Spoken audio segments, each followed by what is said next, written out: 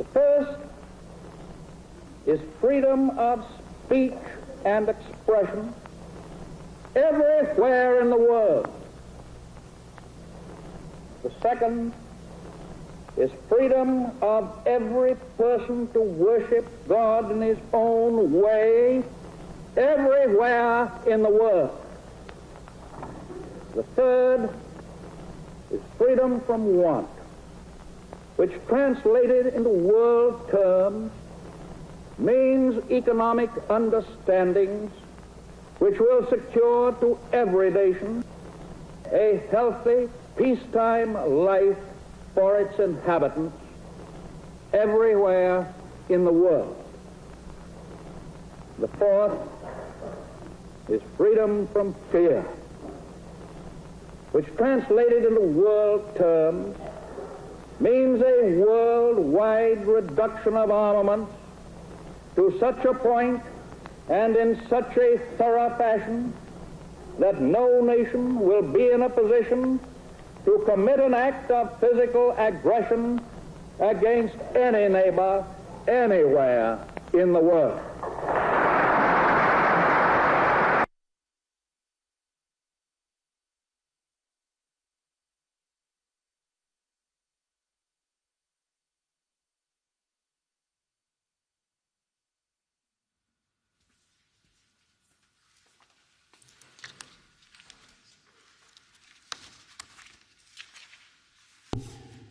Your Majesty, Your Royal Highness, Your Highness, Mr. President, Mr. Prime Minister, Excellencies, esteemed laureates, members of the Roosevelt family, ladies and gentlemen, welcome to Zeeland, the province of the forefathers of the Roosevelt family, and welcome to Middelburg, city of freedom and shelter city for human rights defenders.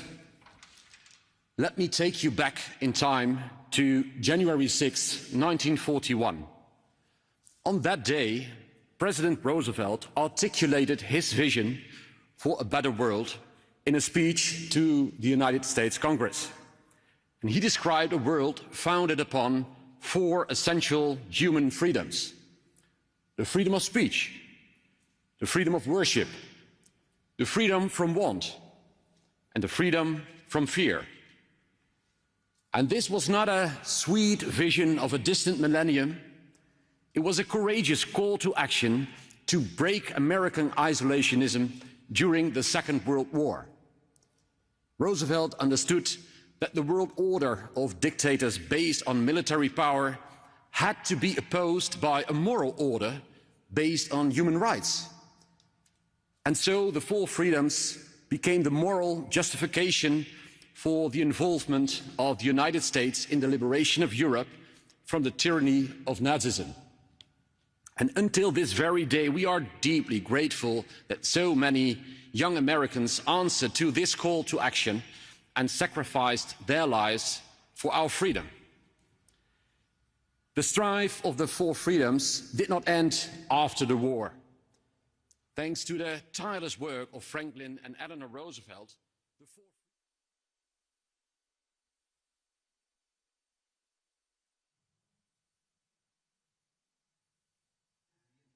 rules-based order. For decades, we prospered while pursuing these freedoms. Cooperation between free countries, working together in a friendly manner, provided wealth, stability, and security. Of course, we knew there were gaps between the rhetoric of the 4 freedoms and reality. And of course, we knew that the hopes that we were aroused in many hearts by the creation of the United Nations outran the limitations of human nature. But we believed in the righteousness of freedom for everyone, everywhere in the world. And so we committed ourselves to the realization of these freedoms. But this commitment is no longer self-evident. Every day we see how the 4 freedoms are being weakened by the authoritarian forces in our world, how they no longer respect the rights of the vulnerable, how they no longer try to save succeeding generations from the scourge of war, how they no longer reaffirm faith in the dignity and worth of every human person, it seems we are just at the beginning of that harsh reality. Yet trying as these times might be, they also allow us to see where we have gone astray. For too long, we had thought that the four freedoms were the obvious and only path that world history was on. And we believed that the four freedoms satisfied everyone's desires, that it was just a matter of time before this moral order would bring down all tyrannies in this world. And we had good reasons to believe that. We were used to things getting consistently better over our lifetime. Every year there was more democracy in the world, less poverty, more peace, but our convictions were never really tested. And so we forgot that the course of history does not bend towards the four freedoms unless we stand up for them and are willing to defend them. The rupture in our world order shakes us out of this complacency. It's a wake-up call. And the question is, are we courageous enough to respond to this call? Today, we honor the laureates who show us what courageously responding to this call looks like. The courage to show the people around you that Jews and Muslims can live in harmony and work for a society where anti-Semitism and Muslim hate don't have a place. The courage to defend the right of journalists to report the news safely and speak truth to power when this right is violated. The courage to defend the right of journalists, courage to call out the persecution of religious minorities by your government and, despite immense personal risks, tell the world about the God you worship. The courage to challenge existing norms around people with disabilities and through activism fight for their rights and dignity. And the courage to shift the blame from victims to perpetrators during a public trial and become a beacon of hope that frees women's voices. And the courage to stand up for your country and say to Russia, we will be defending our country because our weapon is truth. And our truth is that this is our land, our country, our children, and we will defend all of this. We pay the highest tribute to the unwavering courage and enduring perseverance of the Ukrainian people and to the steadfast and resolute leadership of their president, Volodymyr Zelenskyy.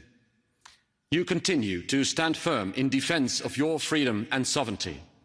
And be assured, your struggle is not yours alone. It's a struggle we recognize as our own. It's a struggle that is also about our freedom. And we will remain deeply and enduringly committed. Laureates, thank you for your examples of courage.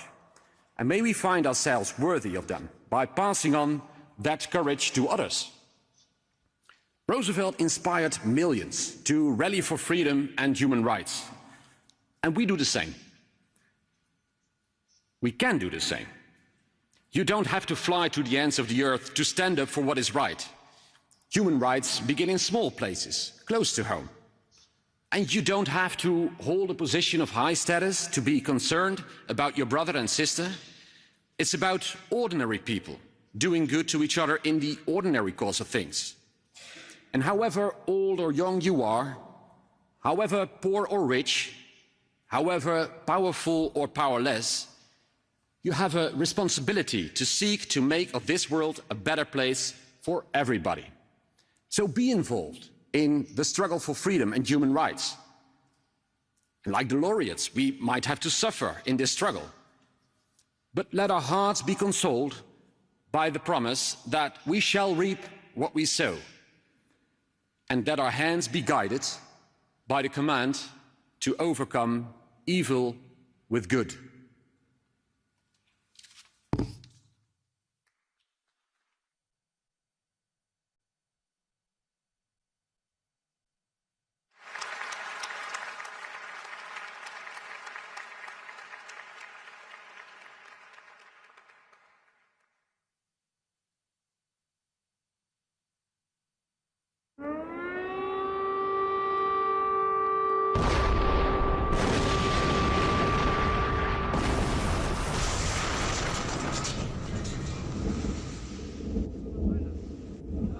one would want to live like that, repeating the same thing for weeks, months, and of course for years. And yet, that's exactly how we live now.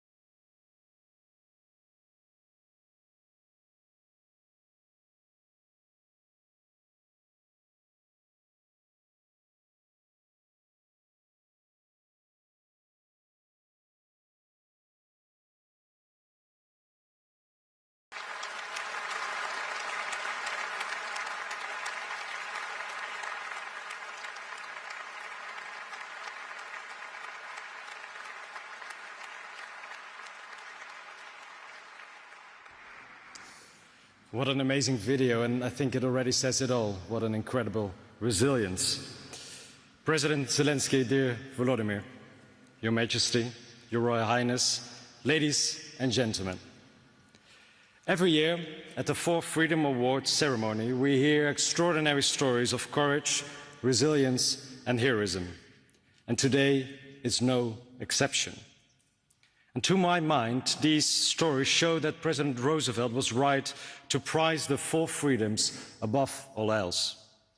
Because too often we don't notice that those freedoms are under threat until it's too late. And nowhere is that threat clearer than in a war. The fight for freedom is at the heart of the award that I'm privileged to present today to President Volodymyr Zelenskyy. Since the start of Russia's full-scale invasion over 4 years ago, you, Volodymyr, have been the symbol of that fight for freedom in Ukraine, of the need to defend that freedom with everything you have. And the key message you've emphasized over and over again is that protecting freedom is a duty shared by everyone. Everyone can play their part. And so we see you in the international arena, actively working to exert influence wherever you can.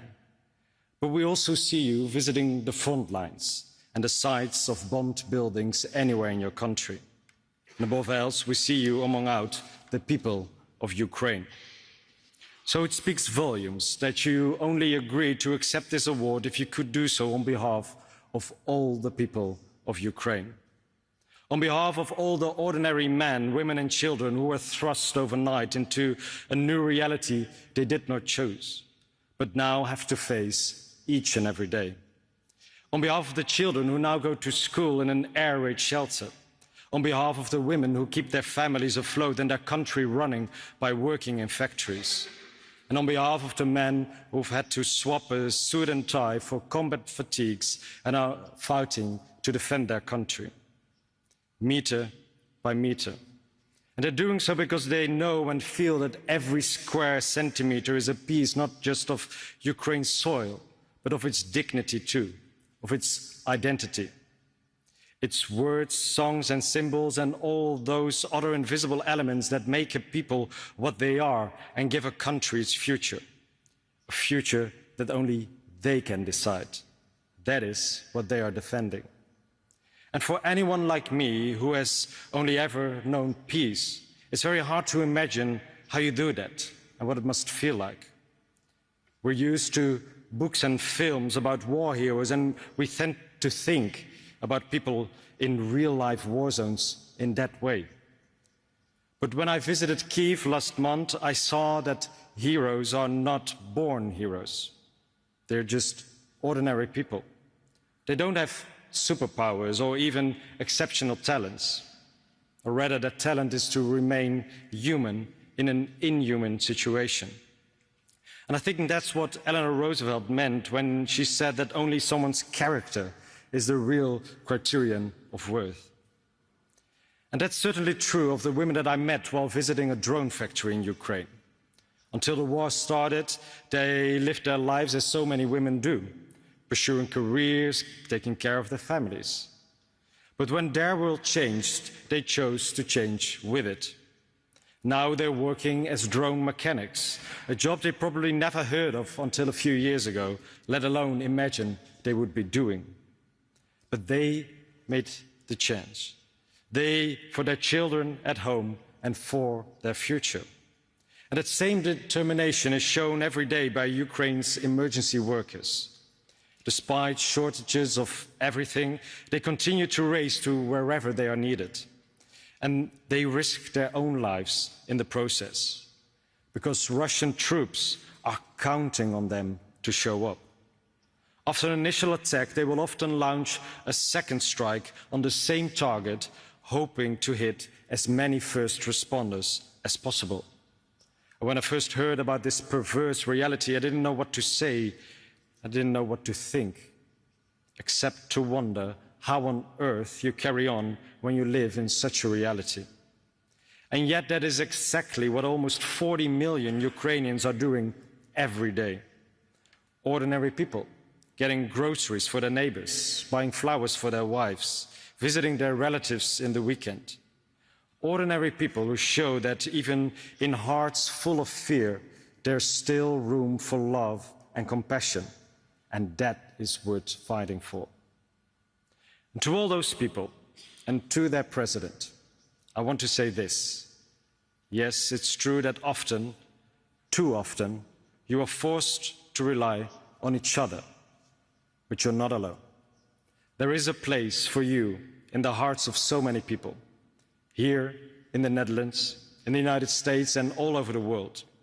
For Ukrainians who have turned their lives upside down to defend their country, who rush to help the victims of each new airstrike, who talk with government leaders and negotiate and show us that we can achieve what we can achieve when we stand up for the freedoms that President Roosevelt spoke about. 4 freedoms, which I feel can be summed up in the freedom to be who you are, here and in a free and autonomous Ukraine. President Zelenskyy, dear Volodymyr, this award is for your country, for you as president, and for all the Ukrainian people.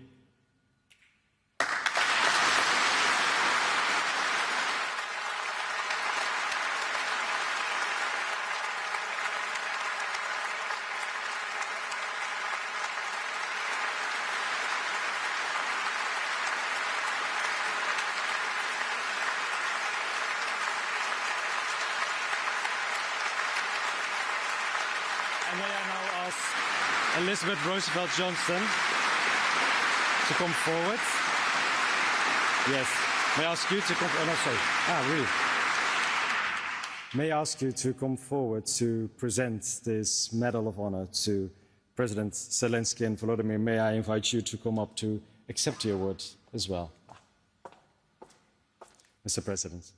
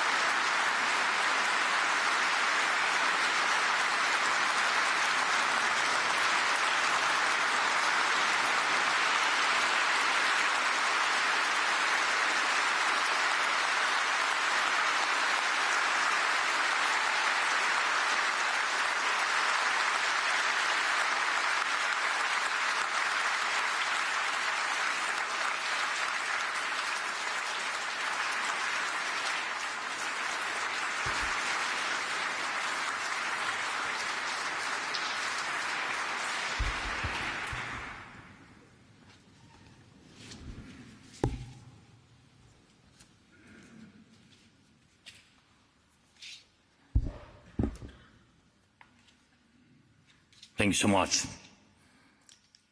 Your Majesty, Your Royal Highness, dear Prime Minister, dear friends, dear Netherlands, thank you for your attention and support for our people, for Ukraine, for what we are going through. Today in Ukraine is another very hard day, really hard night. The day after a massive Russian attack. In just one night, there were nearly 300 attack drones, 19 ballistic missiles, as well as cruise missiles. Air raid sirens sounded across many of our cities, and this came after waves of Shaheeds had filled our skies just yesterday. Dozens of people have been injured, and sadly, so sadly, there are also lives lost in Odessa, Kyiv, in Dnipro. Just ordinary people, children, civilians killed by Russian madness. If it's possible, please, I ask you now to honor their memory and all those whose lives have been taken by this terrible war with a minute of silence.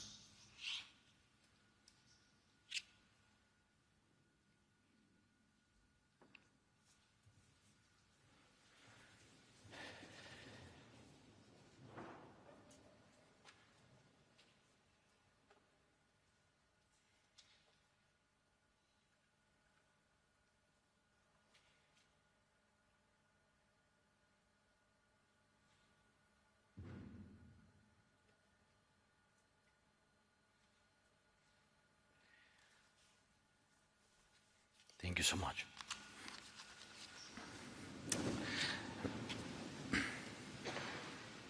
Thank you.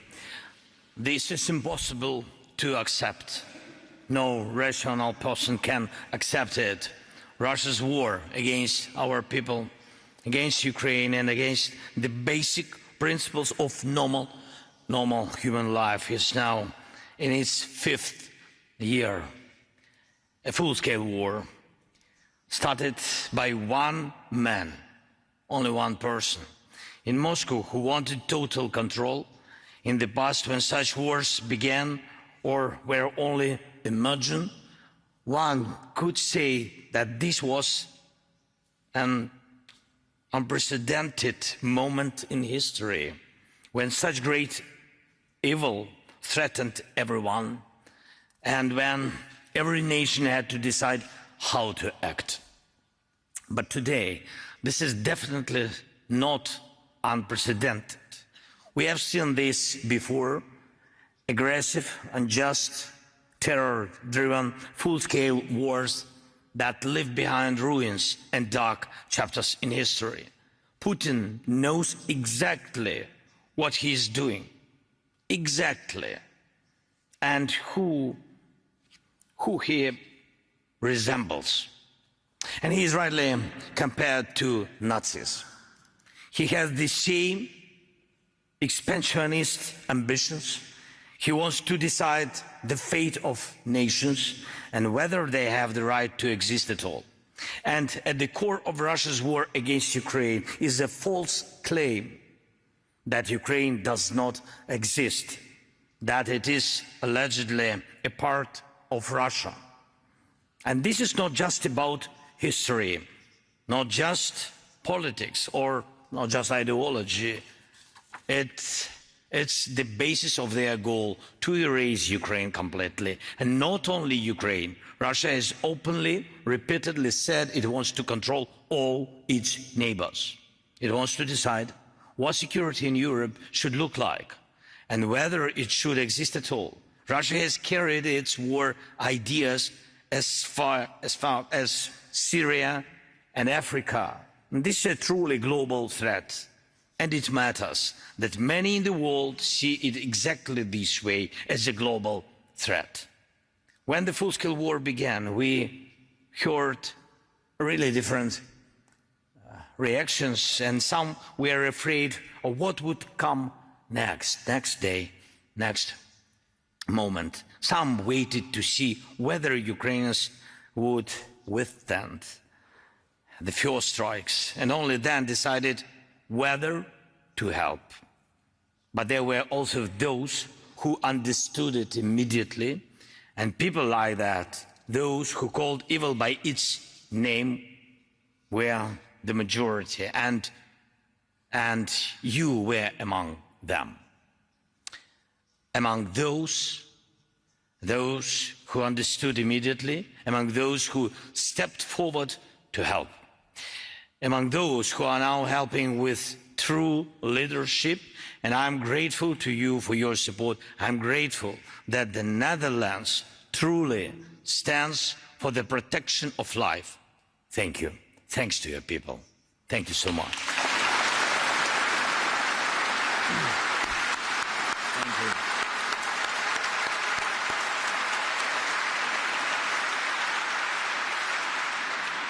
you. Ladies and gentlemen, the world didn't look away from this war. It did not hand Ukraine over to a predator. And that has changed a lot, not only, by the way, not only for Ukraine. I'm convinced that because of this, we still live in a world that is not divided among predators. A world still built on the values of freedom and respect for human life. Yes, wars continue. Sadly, people are still dying. Yes, we often hear that international law and the global order are broken, but there is still a clear majority of nations that recognize that war is not normal, killing people is not normal, and aggression and violence must be stopped. People feel this, really, and the fact that people care, that countries care, that you care, gives us all a real chance. A chance that one day the world will no longer be a victim of wars. That one day the world will have a system, military, political and legal, strong enough to restrain aggressors. That one day people will be able to say that at last we no longer have to fear ruins. This is fundamental freedom we still lack.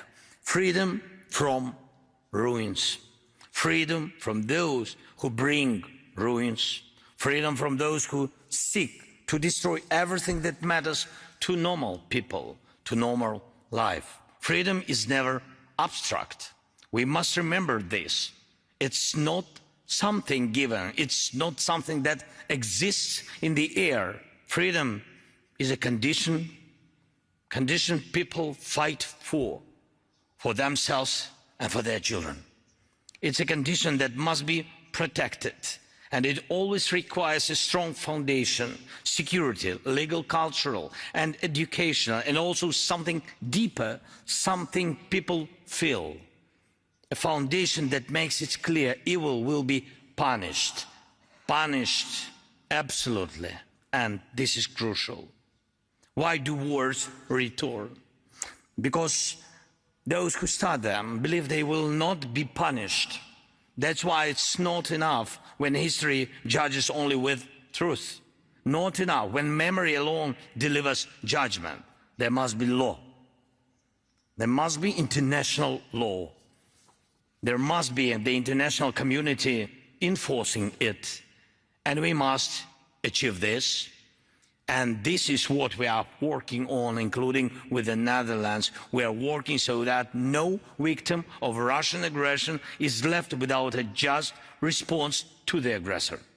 Yes, it's critically important that you and our other partners continue to support us with weapons, especially air defense is crucial.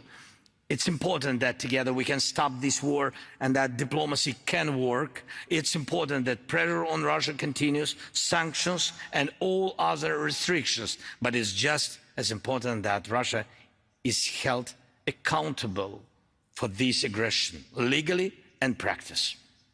And that Russian war criminals do not enjoy normal life, but face fair sentences. This is necessary, just as it was necessary after the Second World War. And this is what we are doing here in Europe. Here in the Netherlands, we are working to launch the tribunal for Russia's aggression against Ukraine, and I thank you for your help. We are working to ensure that the international legal system is firm and uncompromising toward Russian war criminals. Please support this. And please remember, all freedoms are fragile without the most basic freedom, freedom from ruins. Without basic security, and when those who start wars feel no accountability. So do not let Russia go unpunished. Thank you so much.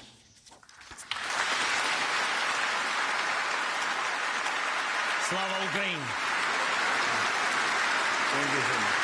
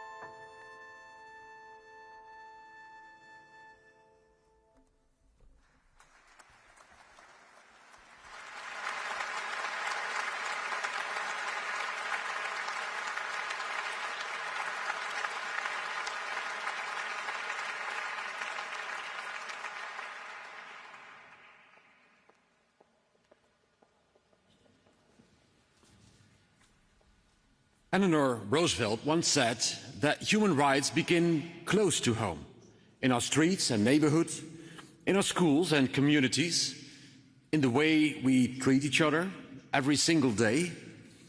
And this is why, for the first time, the Roosevelt Foundation is proud to present the Youth for Freedom Award.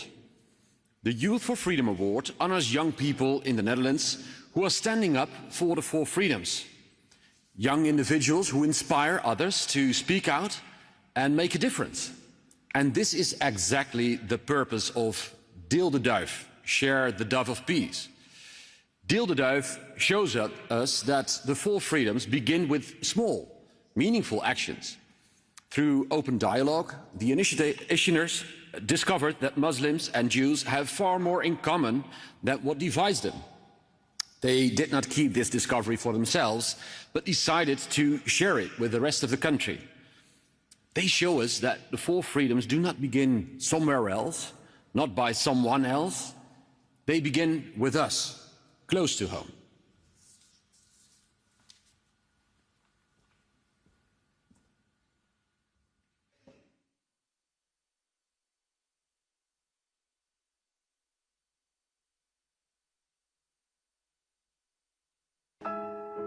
De kloof is breed en lijkt niet te overbruggen.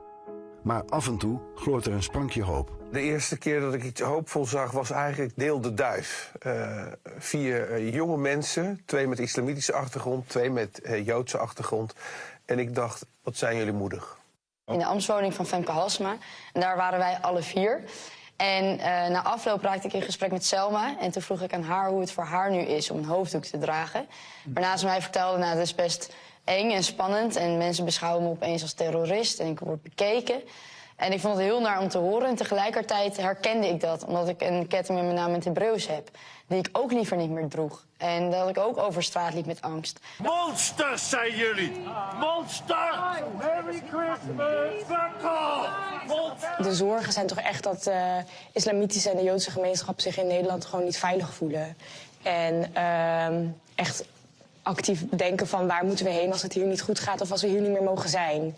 En daar focussen we ons ook op. Gewoon op de verbinding hier. Hoe is de discussie onderling dan? Er zijn mensen die allemaal als vrijheidsstrijders noemen. Er zijn mensen die het een terroristische organisatie noemen. Zijn dat onderwerpen waarvan jullie zeggen, ja, daar hebben we even geen zin in en die laten we gaan? Nee. We hebben het er zeker over. En woorden doen ertoe. En we hebben echt wel hele moeilijke gesprekken gevoerd. Maar wel op een hele respectvolle manier. Waarin we echt probeerden de ander te begrijpen. Ook al draait mijn maag om. De truc zit hem echt in juist vragen, wat bedoel je daarmee? Of waarom zeg je dat? Of gewoon aangeven van, oh, dat komt op deze manier bij mij binnen. Daar heb ik best wel moeite mee. Onze meningen verschillen alle 4 als het gaat over de situatie daar. Maar als we kijken naar Nederland, waar nu ook heel veel gebeurt, zijn we het over heel veel dingen en bijna alles wel eens.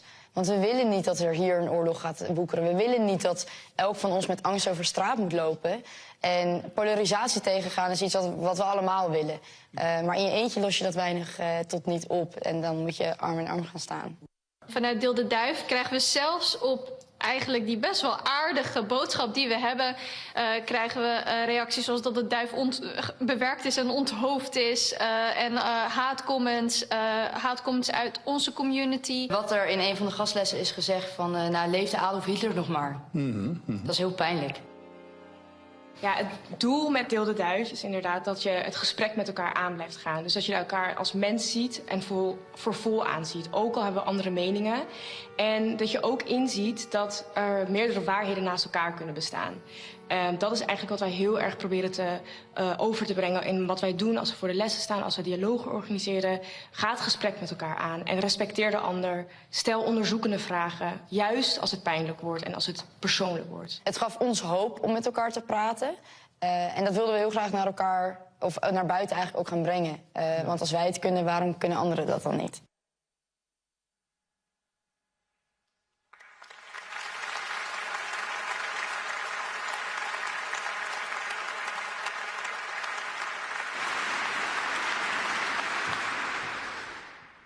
Members of the Roosevelt Academy and family, esteemed laureates, ladies and gentlemen. There's something strange about time. One day you go to school feeling forever young, and the next day you suddenly realize you have exactly the same age as the Prime Minister. And yes, Mr. Jetten, I'm very aware of the fact that you are indeed a young Prime Minister. However, the beauty of getting a little bit older is that people from the next generation suddenly surprise you with their wisdom and courage. Those two words, wisdom and courage, apply to Deel de Duif. In times of war, polarization, and great turmoil, it's always easier to choose sides. To be either 100% in favor of one case or completely against it. When you show any kind of compassion for the so-called other side, you are easily called a traitor, or even much worse. The members of Deel de Duif might not always completely agree of what's happening in the Middle East, but they do listen to each other instead of just shouting their bold opinions. They show us that engaging in dialogue is not naive at all, but it's the greatest strength we have.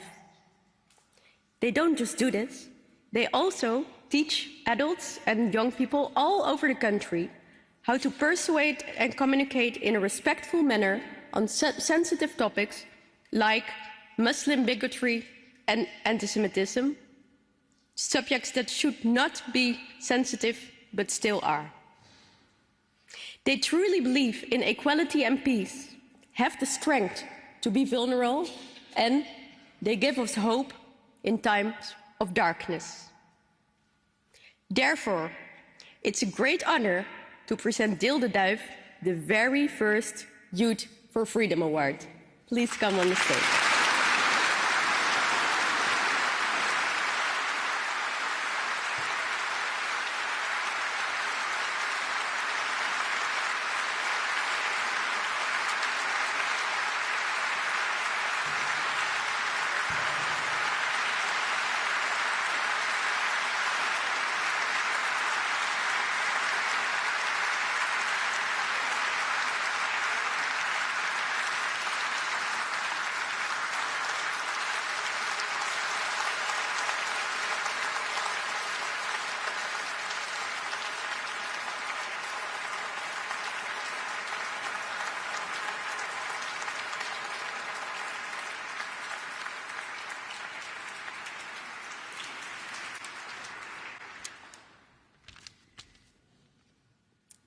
Members of the Roosevelt family, esteemed laureates, and dear everyone. We are incredibly thankful to the Roosevelt Foundation for this great honor. Some people say dialogue is naive, that it doesn't solve any real problems. They should try it. Because dialogue, as opposed to a debate, is not something you win. Your perspective does not overtake the others, it broadens yours. You make their story part of your own. Dialogue, if you do it right, is painful and confronting. But it does not only solve conflict, it prevents it. And sometimes, like in our case, it brings friendship. Dialogue, obviously, is not something you can do on your own. And neither is winning a prize. We would like to thank, first and foremost, Noah Duizend, whose curiosity and boldness started this journey. Thank you, Noah.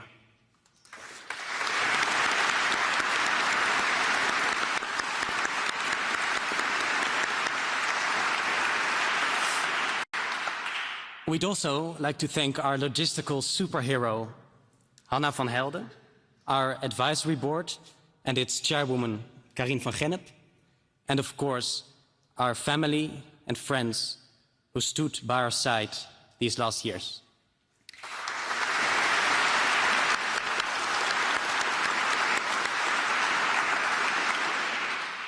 Finally, we would want to dedicate this award to all the young people we have met through the years. Time and again, they have shown how openly they can engage in conversation and how easily they broaden their perspectives. So, by dedicating this prize to the young, we would like to address the old, or slightly older, in and outside of this room. Please, give young people a platform. Let them participate equally in conversations about peace and freedom. Take them seriously. We need their ideas, their energy, and their hope for new, better beginnings. Thank you.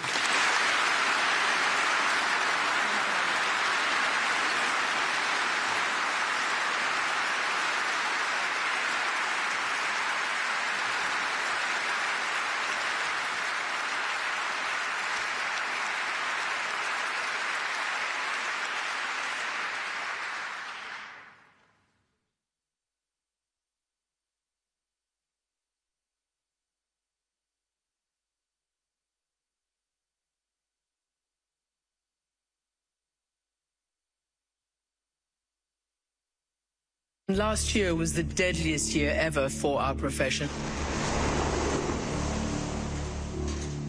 We need journalists. We all need journalism. We need access to accurate information to be able to live our lives freely and safely.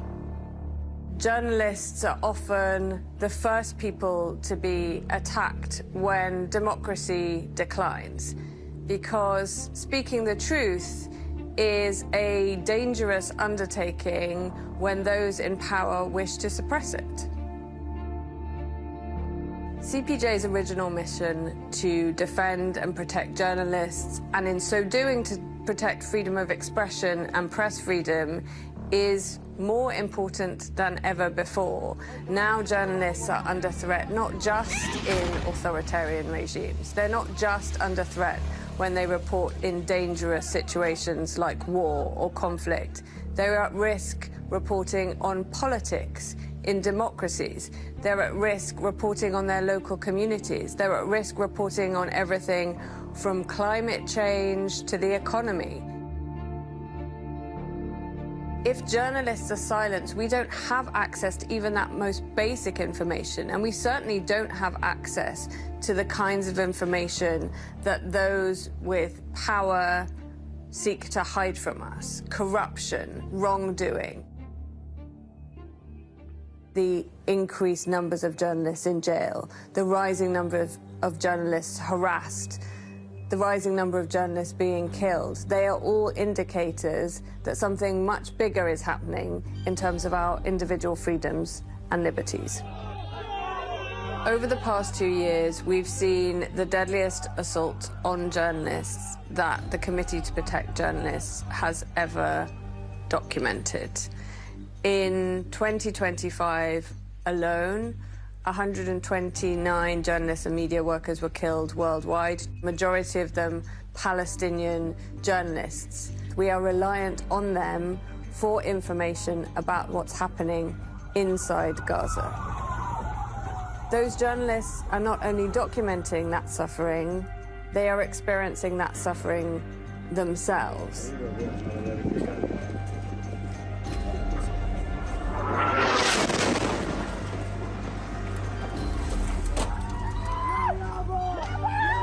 Our job at CPJ is to document each and every single one of those deaths, just as we document each and every single one of the arrests of journalists we see worldwide, to pursue justice for those journalists in order so that that does not happen again.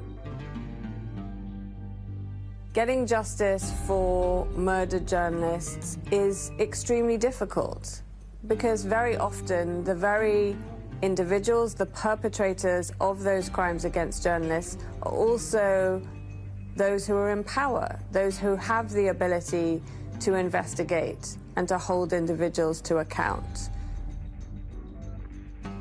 We know from talking to journalists who've been in prison, for example, that simply knowing that there is somebody else out there rooting for you, that has your back, that is supporting you, that continues to advocate on your behalf, helps people get through. I would love a world where CPJ no longer existed, where journalists were safe and could work without fear of harm, no matter where they were in the world, no matter what subjects they covered.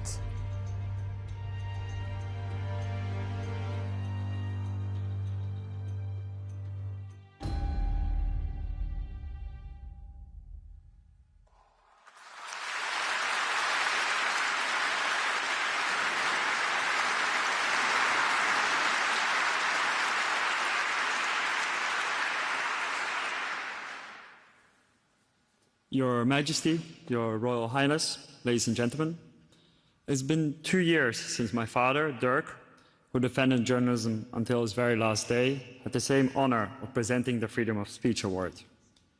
The bitter reality is, though, that since then, the world has become an even more dangerous place for those who dare to speak the truth. I've just returned from Ukraine, where local journalists risk their life every single day, reporting on the Russian shelling. In Russia itself, reporters are jailed for something as simple as calling the war a war. In Iran, Sudan, Belarus, and even across the ocean in America, reporters are under pressure, threatened, and silenced.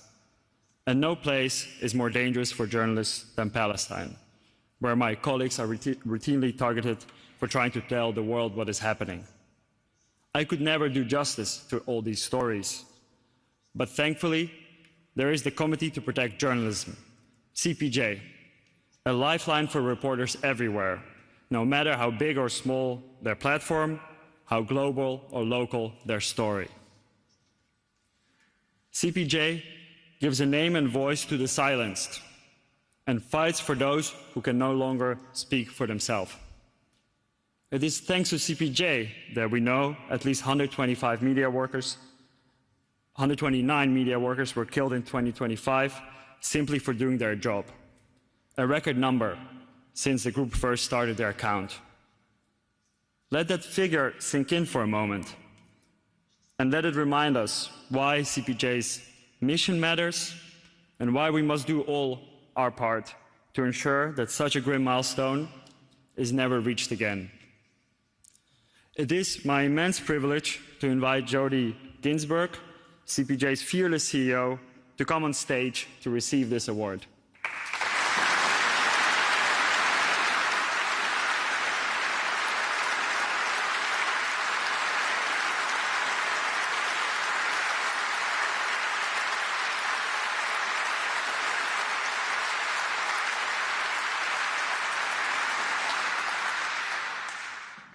Ladies and gentlemen, on behalf of the Committee to Protect Journalists, I am honoured to accept this year's Four Freedoms Award for freedom of speech. All of us here in this room, no matter who we are, whether king or courtier, president or citizen, all of us need information. Freedom of expression, the ability to seek, receive and impart information is the cornerstone of all other freedoms. For months, as we navigated an unprecedented pandemic, journalists dove in, counting the dead when governments wouldn't. They shed light on the human devastation and unraveled the science, helping us to keep safe. For the past 4 years, it is mainly Ukrainian journalists who have documented the impact of Russia's full-scale invasion. For the last 2.5 years, it is Palestinian journalists alone who have borne witness to the genocide in Gaza. And it is journalists everywhere who for decades have helped expose wrongdoing and political malpractice, social injustice and climate catastrophe. As technology makes lies and falsehoods easier to sow and spread and harder to sift fact from fiction, the need for trustworthy information becomes ever more important. Yet those very individuals and institutions on whom we rely for discovering and disseminating that information are under attack like never before. Journalists are smeared as enemies of the people. They are branded as criminals, then treated as such. They are sent death threats online and physically attacked off it. They are spied on, jailed, and killed. And in the vast majority of cases, those responsible for attacks on journalists are never held accountable. For 45 years, CPJ has documented threats against journalists, undertaken advocacy on behalf of journalists at risk, and provided direct assistance to help keep journalists safe and reporting. That work has never been more urgent. Last year, as you heard, was the deadliest on record, at least 129 journalists and media workers killed worldwide. More than 300 journalists were in jail, more than double the number of just a decade ago. We cannot allow this to stand. Press freedom is our freedom, and we must all stand firm in its defense, no matter where journalists are attacked. Silence is not an option. No one knows this better than our colleagues in Palestine. And that is why I'm honoured to stand alongside Ashraf Mashhawari today and to dedicate this award to all those journalists who risk everything to report the truth.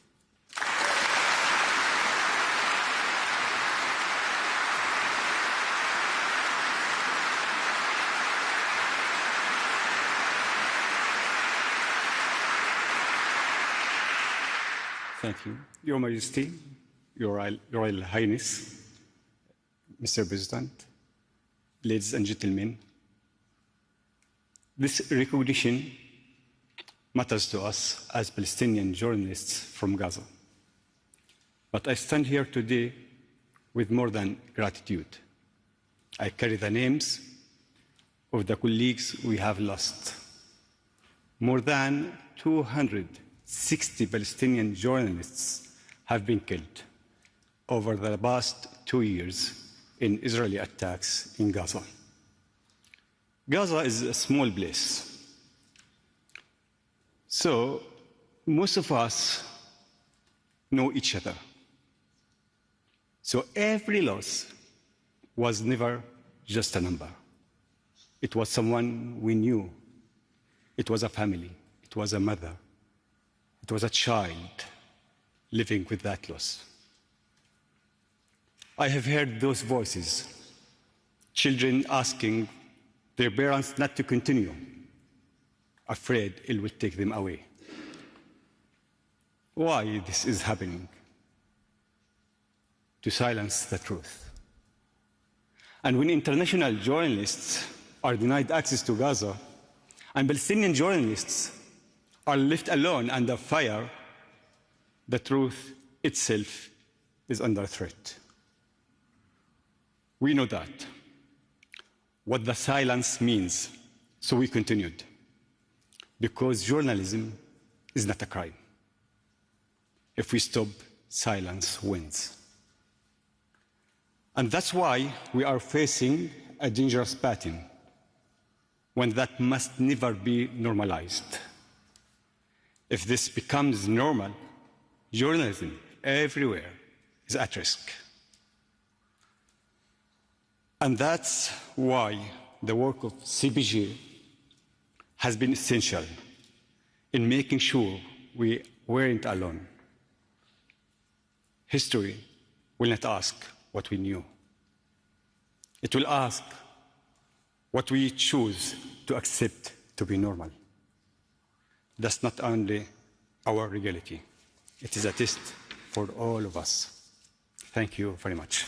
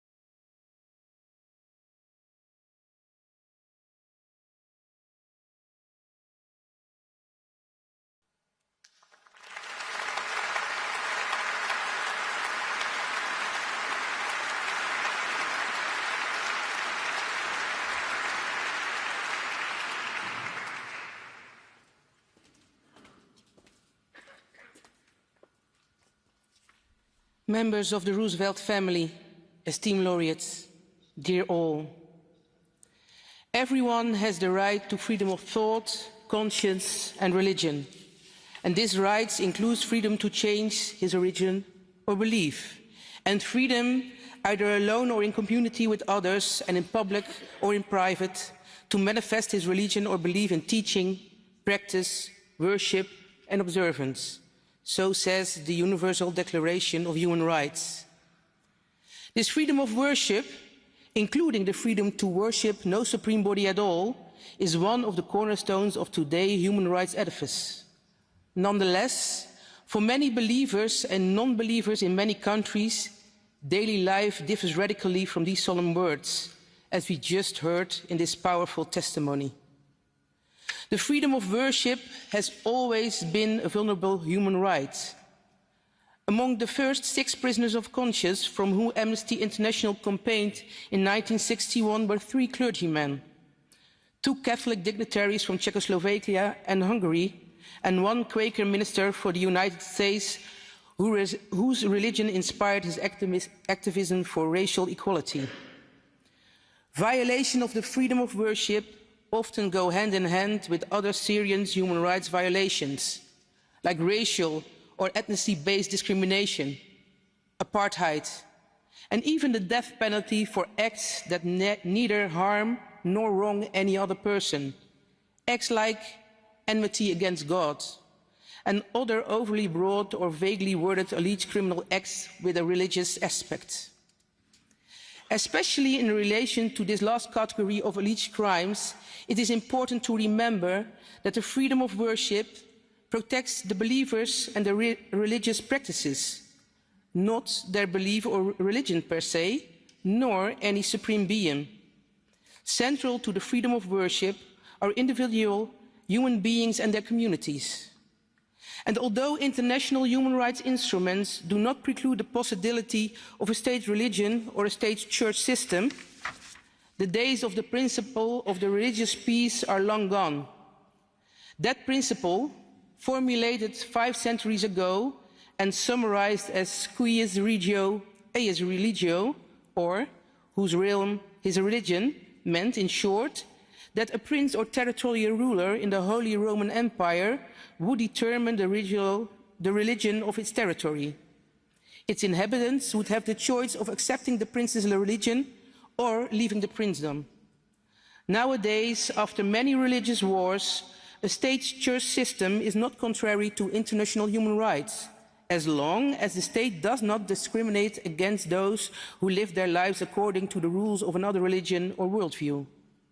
And this brings me to another important aspect of the freedom of worship, important also from a communal point of view, the freedom to change one's religion. This freedom, together with the freedom of expression, which includes the freedom to receive and impart information and ideas, protects us from religious tyranny. But it also helps us, individually and in the communities in which we live, to prevent that we close our minds for valuable ideas that might seem unwelcome at first. It protects us from closing windows of opportunity to learn about alternative ways of living our lives, to think along different lines, to worship in other ways, celebrating the freedom to change one's religion. Whether we exercise it or not, protects us, individually and collectively, from intolerance and xenophobia. The freedom of worship protects us all, believers and non-believers alike, against closing our minds.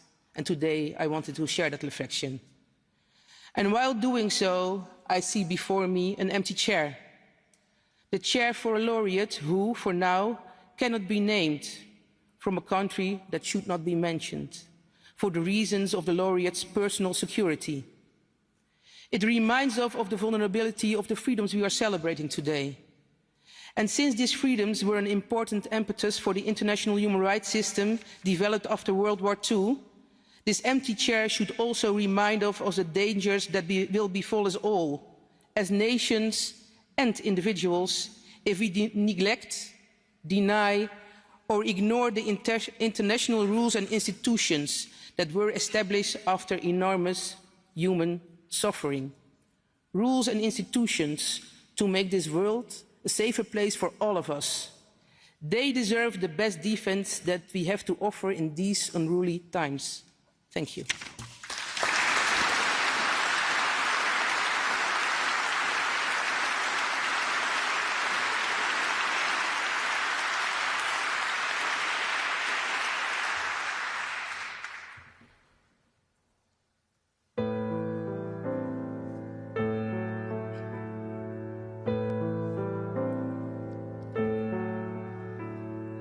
Vreemde hier, ik heb mijn land gelost. Ik heb jouw pad gekruist, ik heb jouw spoor gevolgd. Je had gezegd, ga terug, je moet niet op mij vertrouwen. Maar jij bent deel van mij, hoe kan ik zonder jou? En de toekomst is onzeker en het donker is dichtbij. En ik weet, ons wacht een lange reis, recht door die woestijn.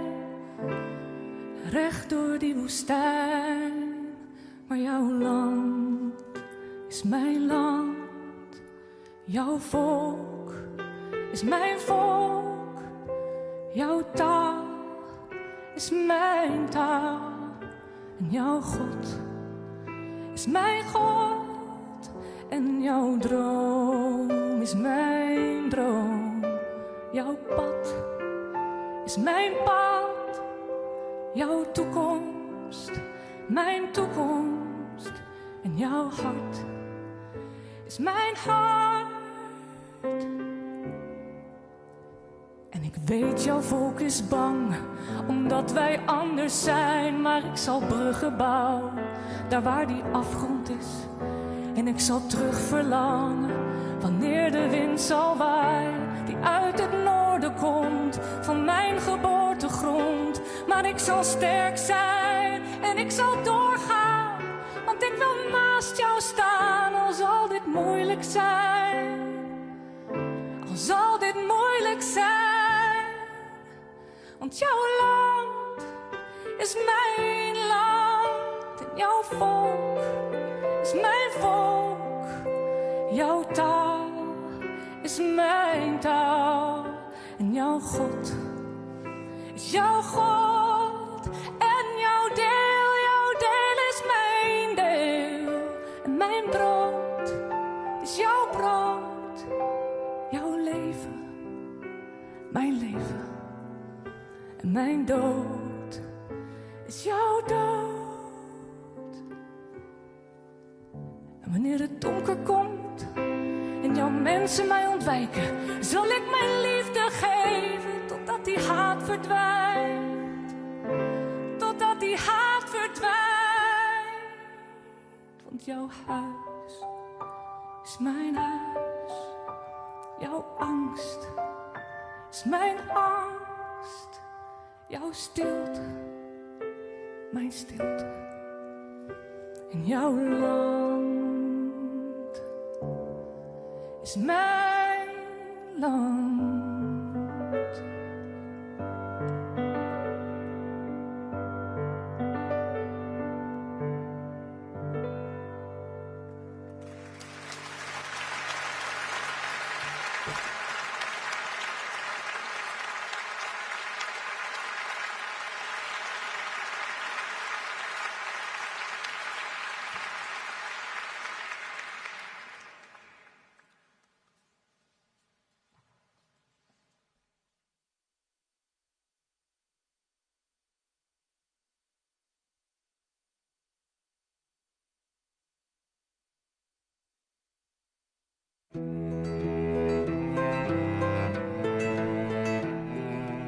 I feel proud about my disability. I'm not ashamed of, and I don't have to hide anymore. That's the biggest thing that I could be proud of it. I start to feel excluded, like from a very young age, in basic things. I started to feel like I'm not belonging anywhere. Like, what happened with myself? I want to change. I don't want to have this disability because I don't feel acceptance in my environment. And even when I start telling to the authorities, not only to my parents, but the authorities at the school. They said that it was my fault. We don't accept children like this because they have a lot of problems and we have to invest a lot, that we decided to cut all the relationship with the school and I leave the system. I've never questioned myself why things happen to people with disabilities, why we have to live differently and feeling discrimination as the norm for us. So that's why I decided to do it collectively and started creating innovation for people with disabilities. I wanted to find the light on that darkness and do the difference. But I want to also do concrete things. So I use that platform to start doing projects, to start connecting with others, to start getting involved in the UN system to make the difference. So I started developing this web platform with the idea in mind of making a safe space for people to find information, but at the same time a space to empower others in inclusion and make them understand that the change is going to be possible only if everyone gets involved. And with La ICT Incluye, as an Instagram page, have more than 100,000 followers on Instagram, and 100 people just applied to be part of the volunteering. And I said, okay, so let's start to work. But with the time, I understand that maybe we are not going to do the biggest changes from night to day, but we can make little changes. Start with little movements. Small steps are important to see the difference. Go to schools, teaching through the scholar community why inclusion is important, making the difference in the companies, making the difference with the local authorities in our public spaces. If you involve yourself, you maybe can start opening opportunities in labor, in entertainment, and even in make someone's a better day. It gives me hope that inclusion is going to be a practice and not just a promise, because I see that we are making noise and very loud.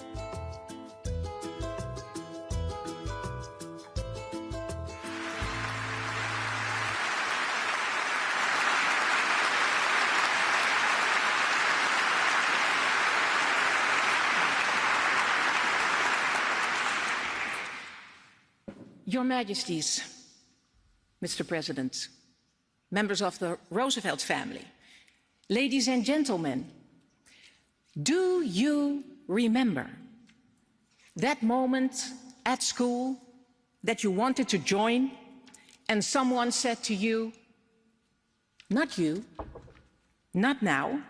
Do you remember how that felt? And maybe you pushed it aside and moved further. But what if it happens again and again and again? What do you do then? This is a daily struggle for more than 1 billion people with a disability in the world. What we see at school, at work, on screen, shapes what we believe is normal. But it's not the reality, because people with a disability are too often left aside. And that is exactly what people like Isidora challenge. She makes visible what too often remains unseen and invites us to look again, to question what we think is normal, and to take responsibility for the world we are shaping every single day. Freedom means living in a world that is designed for all of us, where strength of society is not measured by promises, but what it truly makes possible for people. Thankfully, we have Isidora. By being active for the UN, starting a platform for people with a disability, and sharing her daily life online, she is not only raising awareness, she shows the world what inclusion truly means.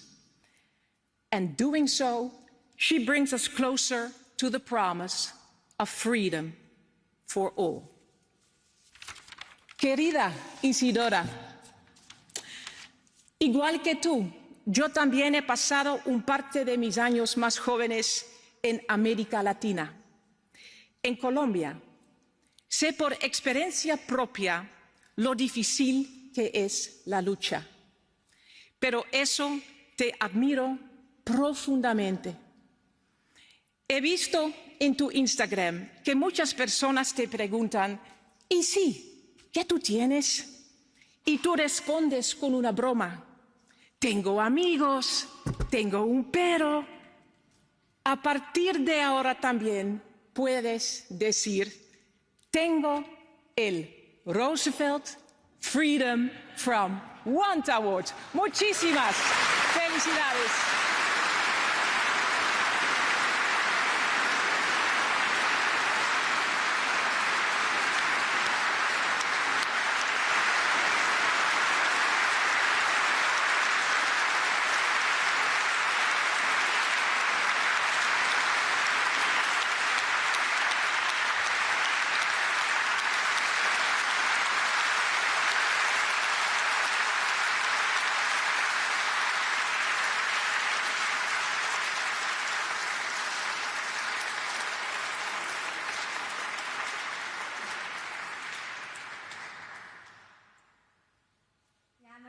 Muy bonita, muy.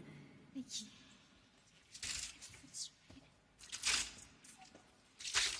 Ah, yes.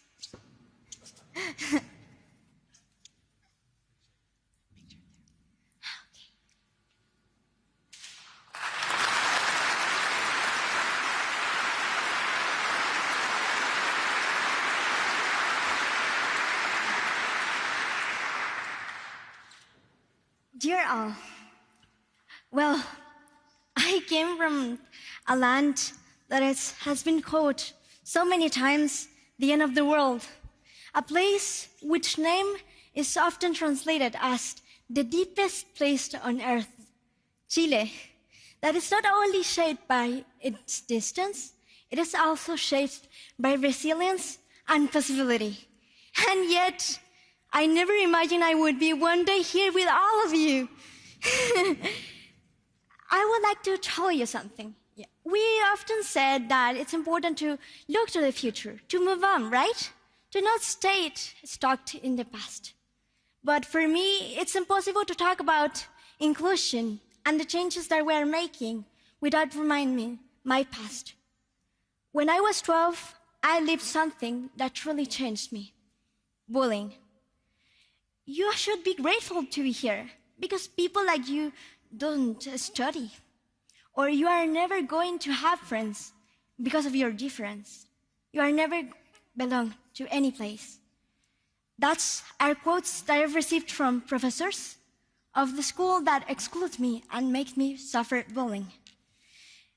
Rights that are treated as privilege make the problem. Make that we suffer exclusion as part of the system. But I was one of the fortunates that have parents that are here between in the public, Pamela and Juan Andres.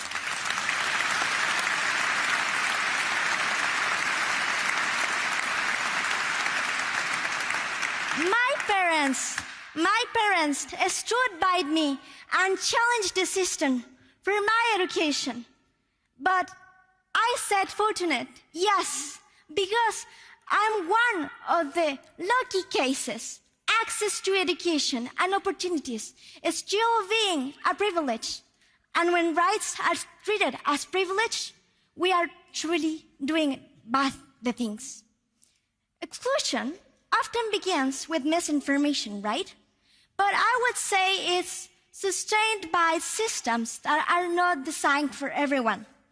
And even when a student, as me, leaves the school for a period, they said, we choose to leave. But that's very far from truth, because that empty chair means a lost opportunity, a voice unheard, and also a future that was cut, even didn't have the chance to grow.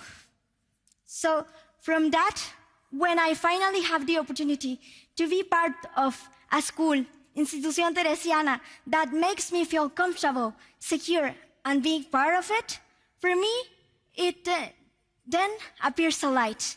I understand that it's a responsibility from my side to make a difference. Because no one should be left behind for a condition they just born with it, and they did not choose. Inclusion is not only for excluded, it's for everyone here in this room. It's for everyone worldwide. It benefits to all of us. And it allows us to be with our circumstances, with our differences, being part of the state, and can raise our voice freely. That's why I founded Encuentra tu Lugar, or Find Your Place for the bilinguals. Because real change must start not only for helping individuals, not just stopped in charity, but also transforming our society and the places that we want to be better. Today, young people across my country, Chile, is making the difference, transforming exclusion into opportunities and barriers into concrete change, in which we see diversity as the characteristics that strengthen us. Because inclusion is not something that we are waiting for.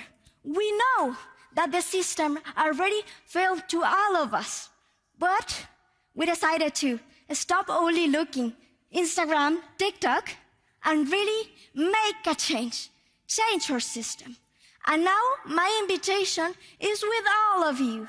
We are not doing this alone. Yes, we are young people, we have our voice, but we need all of you. Public sector, Prime Minister, private sector, civil society in general. Because we cannot wait anymore for changes. If we have the possibility, if we have the privilege to be here with all of you, we must do it together. Because a world where everyone with a difference is excluded, it's not a free word. And freedom, and this word, it means that everyone needs to live with dignity. Because freedom is for all of us. Thank you.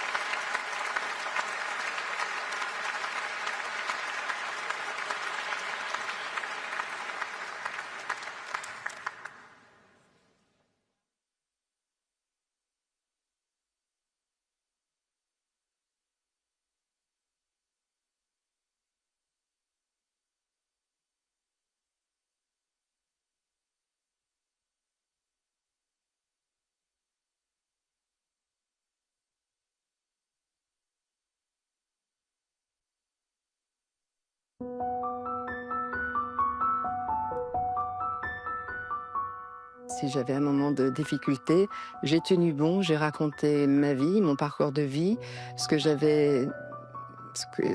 la douleur que j'avais en moi par rapport à ce que ces hommes m'avaient fait. Parce que j'ai cité cette phrase en disant que j'avais été sacrifiée sur l'autel du vice. C'est vrai qu'il faut vraiment réfléchir, parce que cette honte, elle nous colle à la peau et on a du mal à avancer.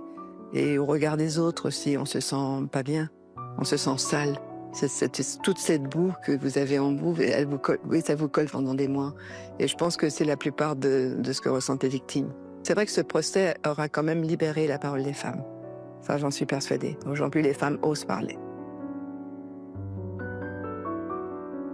Le lieutenant Perret me dit, Madame Pelicot, il y avait une pile de dossiers dans le bureau. Il me dit, ça concerne votre mari. Et là, il me montre une photo, 2 photos, je me reconnais pas. Je ne reconnais pas cette femme. Et il me dit, mais c'est votre chambre, c'est bien votre table de nuit, on a perqué, c'est bien vous. Et là, je crois que mon cerveau a fait une dissociation, c'est-à-dire que je ne réalisais pas, en fait. J'ai mis beaucoup de temps à réaliser que M. Pelicot m'avait violée et fait violer. Donc ça aussi, ça a été pour moi un long chemin, une descente aux enfers, une déflagration. J'explique l'image parce que c'est imagé quand je dis je me suis pris un TGV plein de figures, c'est-à-dire que je suis totalement détruite. Il faut savoir qu'au départ, je n'avais pas envie qu'on me voie, qu'on me connaisse. Je voulais m'isoler. C'est ce que j'ai fait d'ailleurs pendant quelques temps. J'en avais parlé auparavant aussi avec mes enfants, surtout ma fille, qui m'avait dit « Maman, ça serait bien que tu t'opposes à ce huis clos parce que tu vas faire un cadeau magistral à tous ces accusés. » Donc dans ma tête, tout ça, j'ai mûrement réfléchi. La réflexion s'imposait aussi. Et je me suis dit qu'elle avait raison. Je vais m'opposer à ce huis clos. Je vais affronter ces individus. Mais il a fallu tenir bon. Je pensais pas que j'allais tenir toute cette période parce qu'au départ, j'étais venue que pour 15 jours. J'avais décidé avec mes avocats qu'on viendrait 15 jours, que j'allais repartir. Et quand j'ai vu toutes ces femmes arriver au fur et à mesure dans cette salle des pas perdus, qui sont venues me soutenir, je me suis sentie investie d'une responsabilité. Je me suis dit que je ne pouvais plus partir parce qu'elles étaient là pour moi et je me devais être là pour elles aussi. Et il est vrai que j'avais les regards de ces individus parce que la salle était petite. Et j'avais ces regards qui étaient là pour me provoquer, pour me déstabiliser. Mais ils voulaient que je baisse les yeux. Et c'est moi qui soutenais leur regard. Et ça, j'ai eu cette force-là pour aller au bout de ce procès. Là, c'était aussi un deuxième viol pour moi de visionner ces vidéos. Parce que je n'avais pas de conscience quand ils m'ont violée. J'ai vécu des anesthésies générales. J'explique aussi mes absences, mes problèmes gynécologiques. Mais là, oui, c'était violent pour moi parce qu'ils avaient en face d'eux, on les voyait en train de me violer. Et quand le président disait « Monsieur Untel, avez-vous violé Madame Pelicot ?» il disait « Non, je n'ai pas violé Madame Pelicot. » Le premier jour, c'était très calme. Et quand j'ai commencé à entendre ces applaudissements, voir le nom Gisèle, merci Gisèle, les cœurs, c'est ce que j'ai dit, j'étais contente d'offrir mon histoire en exemple et mon prénom en étendard. Ça, j'en ai vraiment, parce que grâce à ces femmes qui m'ont soutenue. Sans ces applaudissements, alors je les ai pas réclamés, loin de là. Mais j'ai vu aussi que ce procès faisait écho à leur souffrance. Elles se sont identifiées à mon histoire. Et je pense que c'était le combat de toutes ces femmes. C'était mon procès, mais c'était aussi le leur. Je pense que j'ai beaucoup de femmes que je rencontre encore aujourd'hui de dire vous êtes une icône. Je préfère le mot symbole au repère. C'est-à-dire qu'on se souviendra de ce procès. Si ça permet de libérer la parole des femmes, j'ai apporté ma pierre à l'édifice. Et pour que le combat continue contre toutes ces violences. Ou plutôt ça.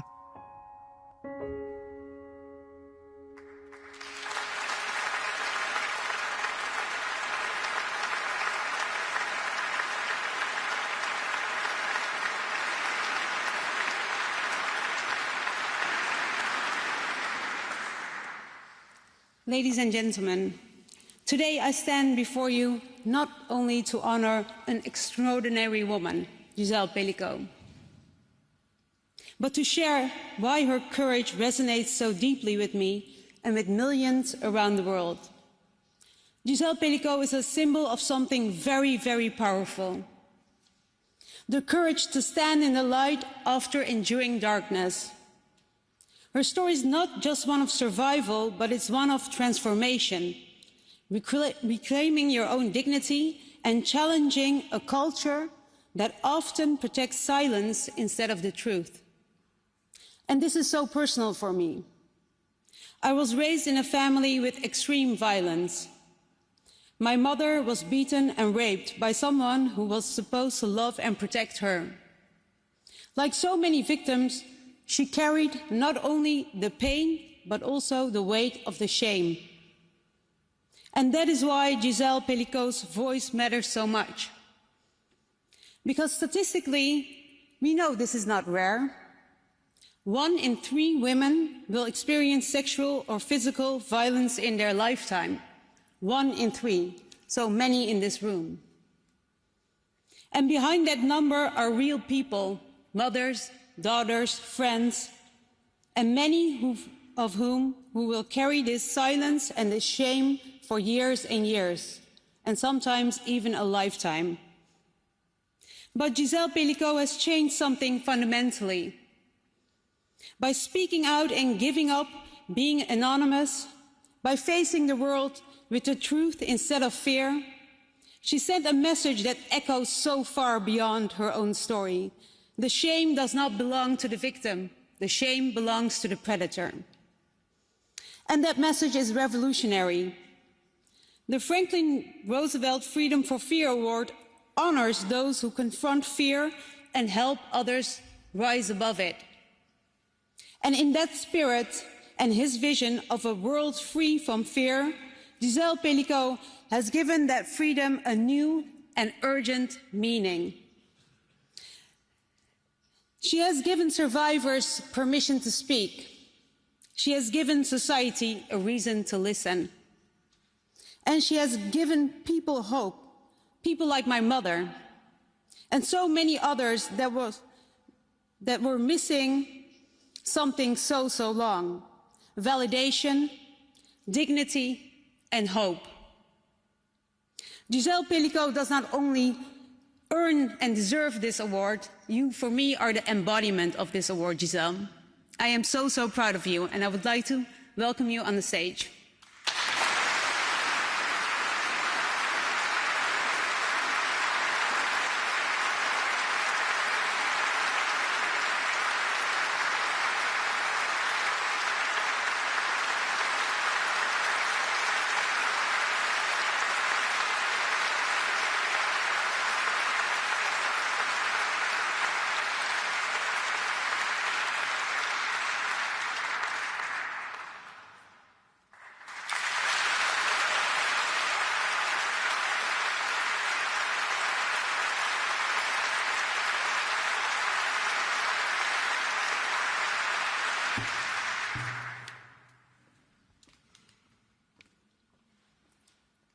Membres de la famille Roosevelt, mesdames et messieurs, c'est avec beaucoup d'émotion, mais aussi un profond sentiment d'humilité et de responsabilité que je prends la parole devant vous.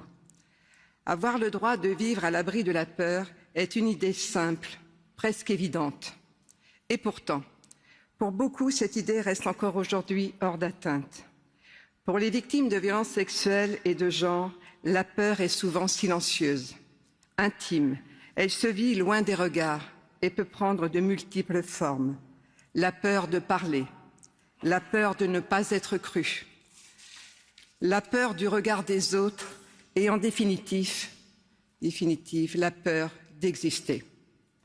Avec la peur viennent souvent, très souvent, la honte, puis le silence. Un silence imposé, parfois intériorisé. Comme si la violence subie devait être cachée, comme si c'était aux victimes de porter seules le poids de ce qui leur était imposé.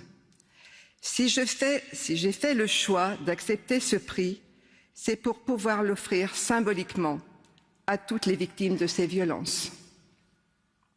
À celles qui ont parlé tout autant qu'à celles qui se taisent encore. À toutes, je veux dire que même si elles sont isolées, elles ne seront jamais seules, car nous sommes des millions à avoir connu cette violence ou y être encore confrontés aujourd'hui. Leur dire qu'elles possèdent des ressources qu'elles ne soupçonnent pas et qu'elles doivent croire en leur capacité à surmonter cette épreuve, même lorsqu'il semble qu'il n'y ait aucun espoir de s'en sortir. Mais pour que les victimes puissent parler et demander de l'aide, il faut qu'en face, la société soit prête à les écouter et à leur tendre la main. C'est pourquoi je souhaite également dédier ce prix à toutes celles et ceux qui œuvrent chaque jour pour accompagner les victimes et faire reculer la violence sexuelle et de genre, acceptant ainsi de se confronter à leurs souffrances et à ne pas détourner le regard. Leur courage et leur dévouement doivent aussi être reconnus, car cet engagement implique souvent d'importants sacrifices. Enfin, je souhaite également dédier ce prix à toutes celles et ceux, trop nombreux, qui n'ont pas survécu à ces violences, et dire qu'ici, que nous ne pourrons jamais les oublier. Mes pensées vont à leurs proches et à toutes celles et ceux qui font vivre leur mémoire pour que leur perte ne reste pas vaine.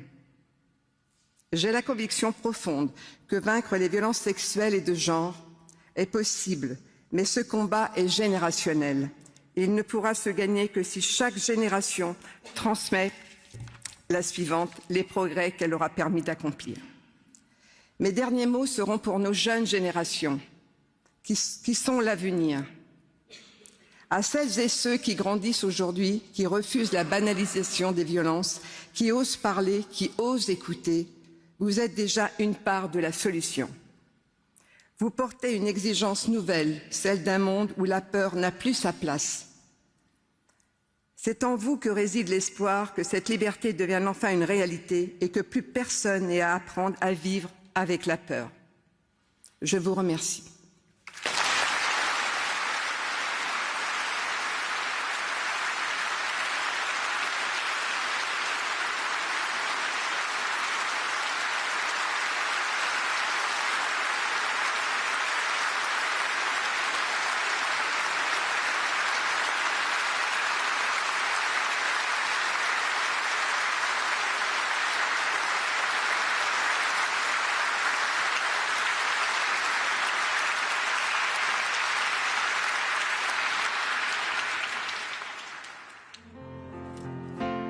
My grandparents would be the first to acknowledge that we live in a very troubled world.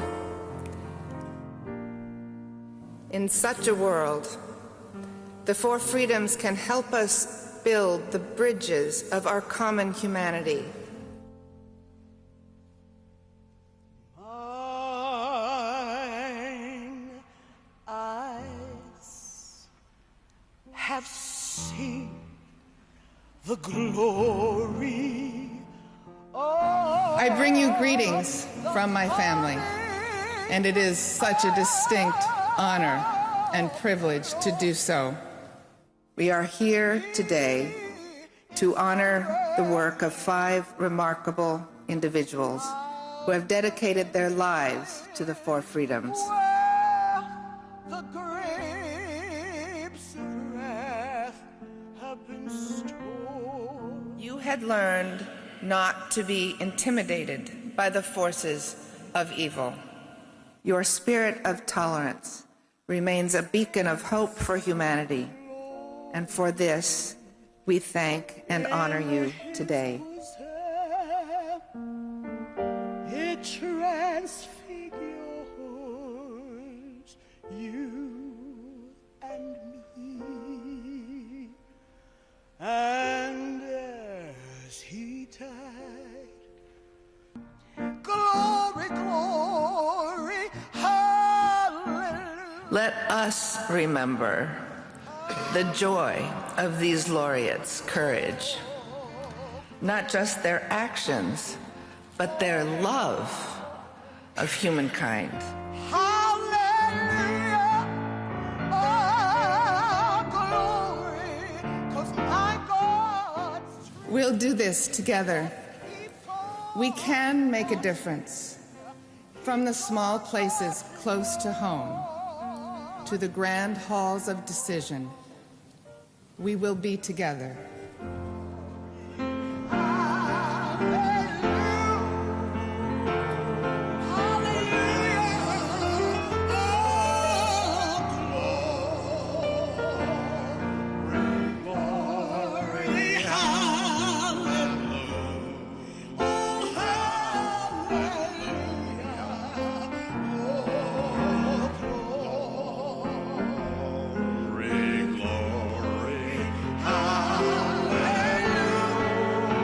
There will always be Roosevelts who will come at your invitation to serve to share a determination to live the four freedoms alongside the distinguished laureates who will always inspire and direct us. Glory, glory,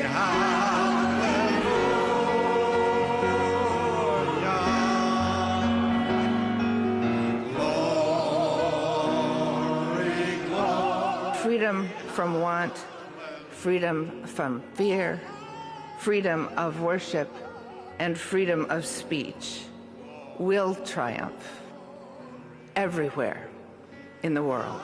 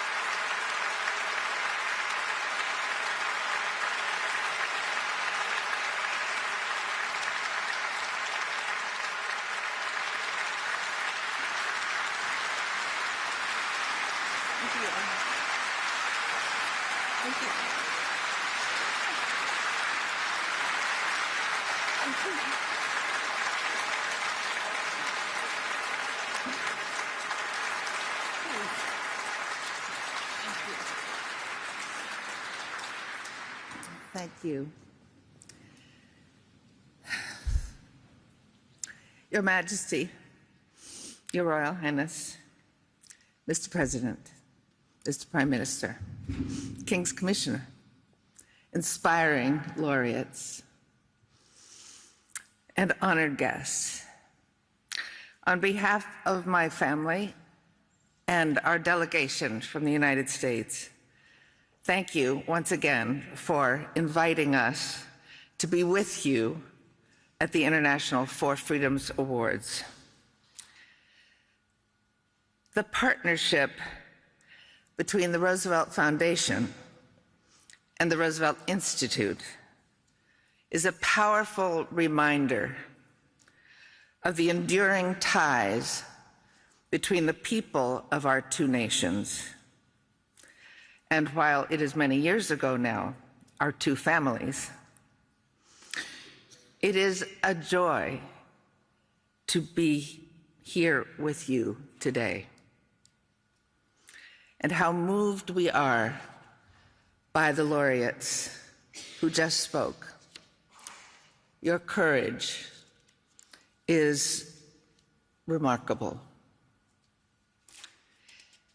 The Netherlands was a foundational part of my grandfather's story. My family's roots are here in the Netherlands and in this province. And it is deeply meaningful to see how that connection has endured as a living, evolving partnership grounded in shared principles of freedom and democracy. Those principles were the heart of his vision of democracy: freedom of speech and expression, freedom of worship, freedom from want, and freedom from fear. When my grandfather spoke about these freedoms in 1941, the future at home and abroad was fragile and uncertain.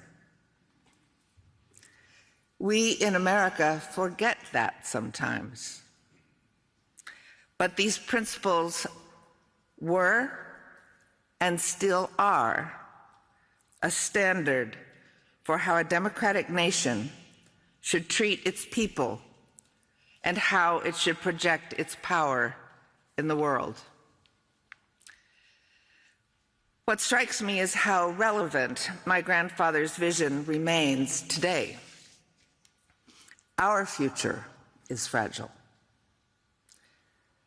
Around the world, as we have heard, journalists are still threatened, jailed, and killed.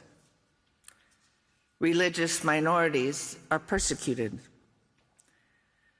Disabled people lack access to what others take for granted. And women and children live in fear of those more powerful than they are. I don't think my grandfather thought that these freedoms would be achieved everywhere in his lifetime.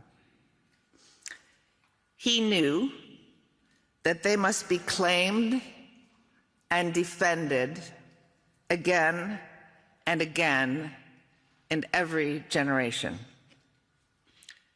Today's laureates remind us that these freedoms of speech and worship from want and fear are not assumed. They depend on the courage and commitment of people willing to speak of them, to fight for them again and again. That is the rhythm of humanity, I suppose. But we cannot opt out because we are discouraged. My grandfather did not get discouraged because he and my grandmother believed deeply in democracy and in the right of all people to determine their own future. The four freedoms are the principles that drive toward that. While today, those principles again under threat, we see them being defended with extraordinary courage by many, most notably by President Zelenskyy and the people of Ukraine, who have stood firm in the face of immense sacrifice. Their fight is a daily reminder that the struggle for freedom is not confined to the past. It is as urgent today as it was 80 years ago, and it will always be urgent. An American journalist, Terry Moran, described democracy as vitality, as our voices, the voices of all, no matter their wealth or station or heritage. Now, when we in America gather to express our views in town squares and union halls, in the streets and in churches, we sing. Songs, no matter the quality of our tone, links us to history, brings us together, knits our emotions, and gives us energy and focus. One of those songs, a simple lyric and melody, I won't sing for you, by a young woman named Heidi Wilson, who's from the state of Vermont, near where I live, wrote a song called Hold On that everyone can sing, whether they've learned it or not. It goes like this: hold on, hold on, my dear ones, here comes the dawn. And sing it over and over again.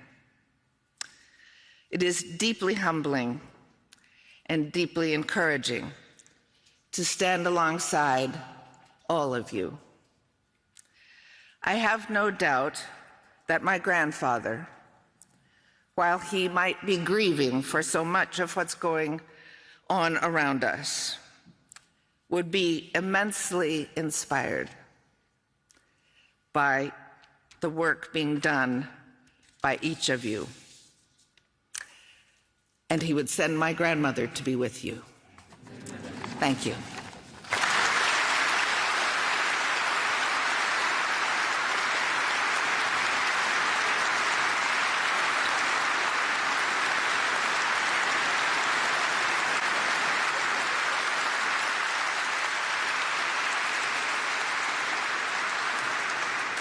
Dear Anne, thank you so much for your moving and inspiring words.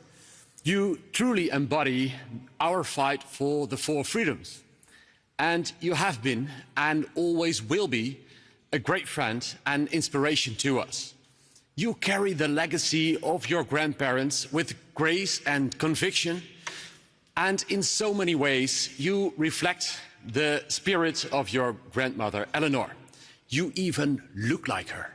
Thank you. Thank you.